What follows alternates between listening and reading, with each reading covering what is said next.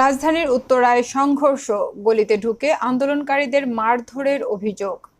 রাজধানীর উত্তরায় বিক্ষোভকারী শিক্ষার্থীদের সঙ্গে পুলিশ ও আওয়ামী লীগ কর্মীদের পাল্টাপাল্টি ধাওয়া ঘটনা ঘটেছে। এক পর্যায়ে বিক্ষোভকারীদের ছত্রভঙ্গ করতে সাউন্ড গ্রেনেড ও কাঁদনে গ্যাসের সেল নিক্ষেপ করেন পুলিশ।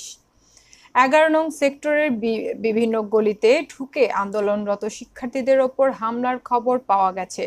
সেখানকার স্থানীয় বাসিন্দার কথা নাহিয়ান জানান, বিকেল 5টার দিকে মাইলস্টোন কলেজের শিক্ষার্থীদের আন্দোলনে হামলা করে হেলমেটধারী কিছু ব্যক্তি।